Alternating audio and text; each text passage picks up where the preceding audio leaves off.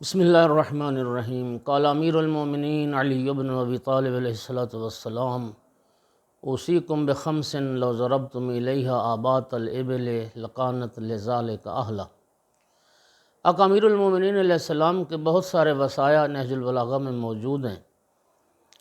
ایک وصیت نامہ ہے جو جب میدان صفین سے جنگ صفین سے واپس ہوئے اس وقت وصیتیں فرمائیں اولاد کو۔ ایک وصیت نامہ جو حضرت کی شہادت سے پہلے جب بستر شہادت پر تھے تو اس وقت کا وصیت نامہ۔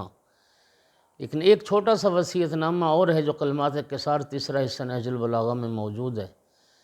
امیر المومنین علیہ السلام فرماتے ہیں میں تمہیں 5 باتوں کی وصیت کرتا ہوں، اور یہ 5 باتیں اتنی اہم ہیں کہ اگر تم اونٹوں پر سوار ہو کر صحراؤں کی خاک چھان مارو اور پھر صحراؤں کی خاک چھاننے کے بعد صحرا نوردی کے بعد اگر ان 5 باتوں کا علم حاصل کر سکو تو یہ 5 باتیں اس قابل ہیں کہ جن کے لیے اتنی زحمت اور مشقت اٹھائی جائے، جو آج کی اس گفتگو میں بغیر کسی زحمت اور مشقت کے اہل ایمان کو وہ 5 باتیں حاصل ہو رہی ہیں۔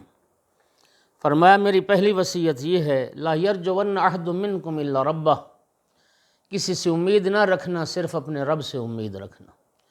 اپنی امیدوں کا مرکز، اپنی امیدوں کا محور اللہ تعالیٰ کی ذات کو قرار دینا۔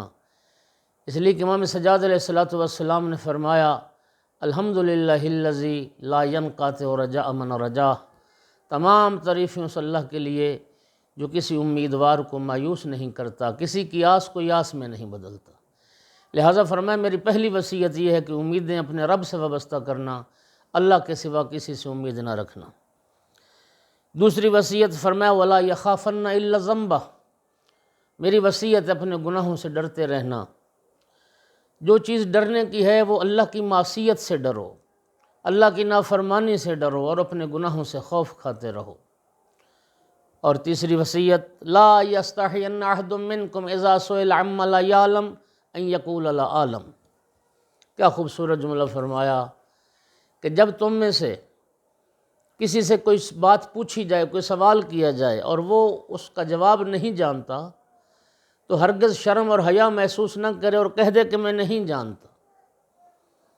کیا خوبصورت سرکار کا فرمان ہے، اس لیے کہ خود حدیث میں فرمایا کہ لا ادری نصف العلم، نہ جاننا، ایک بندہ کہے کہ میں یہ بات نہیں جانتا، یہ نہ جاننا آدھا علم ہے، کہ کم از کم اپنی جہالت کو تو جانتا ہے، ورنہ وہ ذمہ دار ہوگا۔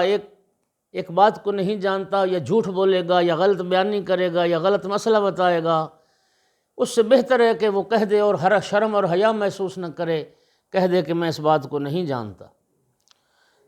چوتھی وصیت لا یستحین احد منکم اذا لم یعلم الشیء یتعلمہ، فرمایا میری وصیت ہے کہ اگر کوئی بندہ کسی چیز کے بارے علم نہیں رکھتا تو علم حاصل کرنے میں بھی شرم اور حیا نہ کرے، اس چیز کو سیکھنے میں بھی شرم اور حیا نہ کرے۔